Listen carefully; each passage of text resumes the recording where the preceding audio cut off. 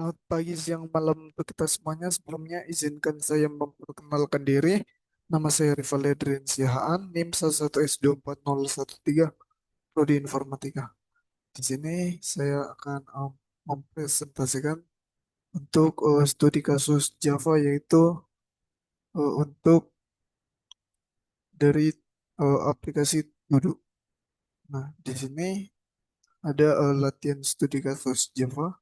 Yang pertama di sini kita diminta untuk membuat workspace baru dengan penamaan yaitu username video P7. Nah, selanjutnya di sini kita diminta untuk modifikasi isi file dari exception invalid input exception.java. Selanjutnya di sini kita diminta juga modifikasi isi file util input util.java. Lalu kita juga di sini modifikasi isi file app.java. Nah, selanjutnya di sini kita diminta untuk melengkapi implementasi kode program lainnya. Nah, ini mirip seperti pada praktikum sebelumnya. Nah, di sini kita disuruh untuk melengkapi dari latihan studi kasus Java ini. Nah,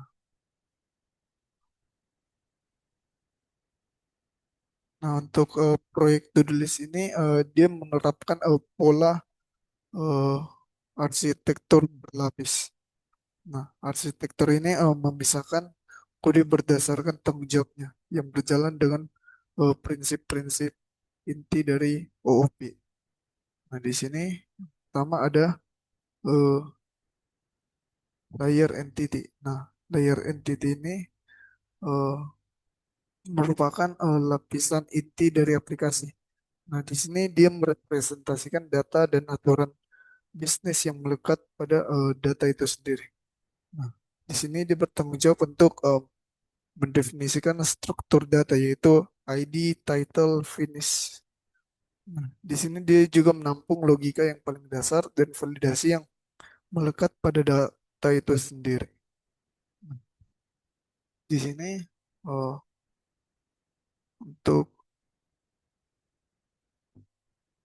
kode ini dia menggunakan prinsip dari enkapsulasi. Nah, di sini dia menggunakan prinsip enkapsulasi. Nah, yang dimana semua field ID, title, finish sifat privat. Nah, selanjutnya interaksi untuk interaksinya harus melalui metode public yaitu get ID, get title, set title. Selanjutnya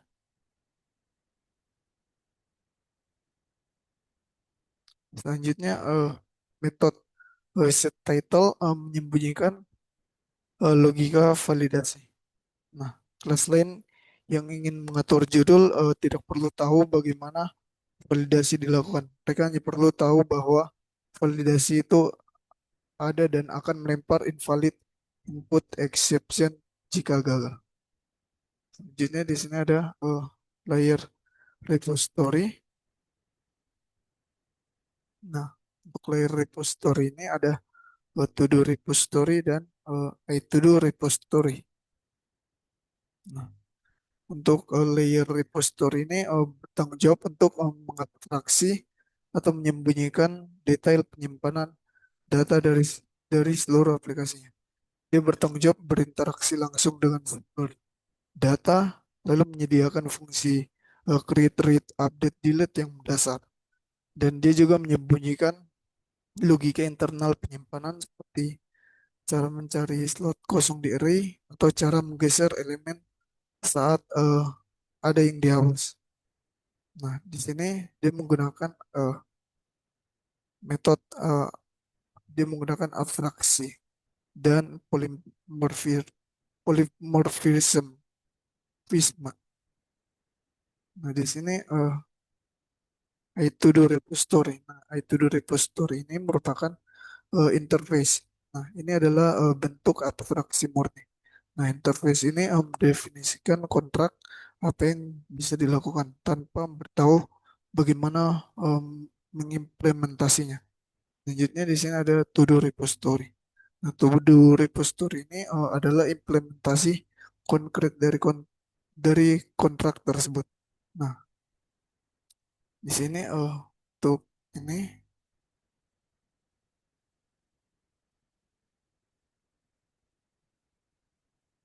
pada lapisan repository ini di sini lapisan servisnya eh, tidak bergantung pada to-do repository, melainkan to-do repository itu melainkan to-do repository bergantung langsung kepada iTodo repository. Nah, di sini akan memungkinkan kita untuk mengganti to-do repository dengan to-do repository database tanpa mengubah satu baris pun di to-do service. Nah, selanjutnya di sini ada layer service. Nah, untuk layer service ini terdiri dari to-do service dan iTodo service. Nah, untuk lapisan service ini merupakan otak dari aplikasi. Nah, di sini ia berisi logika bisnis dan mengordinasikan alur kerjanya. Nah, di sini dia bertanggung jawab untuk menerima permintaan dari lapisan view, mengordinasikan repository untuk ambil atau menyimpan data, lalu menerapkan logika bisnis yang lebih kompleks. Nah, di sini dia menggunakan abstraksi dan polimorfisme. Nah, sama seperti repository. Nah, lapisan ini juga menggunakan interface yaitu ada iTodo service. Nah, lapisan view eh, pada di sini lapisan view hanya berinteraksi dengan iTodo service, bukan implementasi to-do service-nya. Nah, di sini akan membuat view terisolasi dari perubahan logika di service. Selanjutnya di sini ada enkapsulasi itu yang terdapat di to-do service. Nah, di sini to-do service mengenkapsulasi alur kerja. Misalnya view add to do di to do view. Di sini dia hanya perlu manggil to do service dot service add to do title. Nah, to do view tidak perlu tahu bahwa di dalamnya to do service membuat objek new to do title. Nah, lalu memanggil to do repository. Nah, to do lalu memanggil to do repository repo add to do. Nah, semua langkah itu dibungkus rapi dalam satu metode service add to do. Selanjutnya di sini ada layer view. Nah, untuk layer view ini merupakan satu-satunya bagian yang berinteraksi langsung dengan pengguna. Nah, dia bertanggung jawab untuk menampilkan data, menerima input dari pengguna, validasi input khusus tampilan, mendelegasi semua pekerjaan. Nah, di sini dia menggunakan enkapsulasi. Nah, di sini kelas to do view menyembunyikan semua kerumitan tentang cara menampilkan menu app.java, menampilkan menu. Nah, di sini app.java hanya perlu memanggil to do view, view show to do dan seluruh aplikasi berjalan. Di sini while true, switch case dan semua sistem out inline serta penanganan try catch untuk invalid input exception enkapsulasi di dalam metode view. Nya to do view memiliki private to do service ini adalah keadaan internal yang disembunyikan. Nah, to the view menggunakannya untuk berkomunikasi dengan lapisan di bawahnya. Selanjutnya ada lapisan util, itu ada input util. Nah, ini adalah kelas pembantu. Nah, di sini dia menerapkan enkapsulasi dengan menyembunyikan objek scanner sebagai privat static. Kelas lain tidak perlu tahu cara kerja scanner, mereka hanya perlu memanggil input util input. Selanjutnya ada layer exception, invalid input exception. Nah, ini menerapkan inheritance atau pewarisan. Nah, invalid input exception mewarisi semua sifat runtime exception. Nah, ini memungkinkan untuk diperlakukan sebagai exception standar sekaligus membawa informasi spesifik yang kita tentukan sendiri.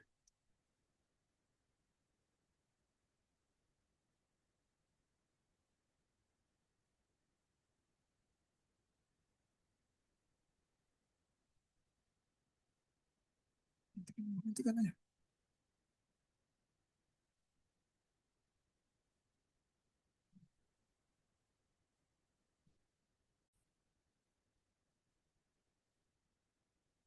untuk menjalankan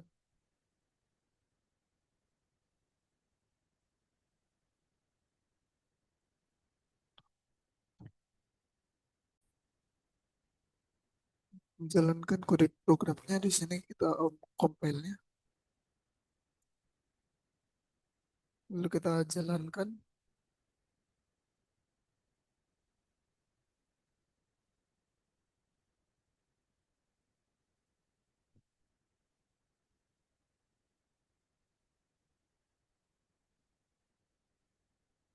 Nah, di sini kita akan menyesuaikan dengan eh,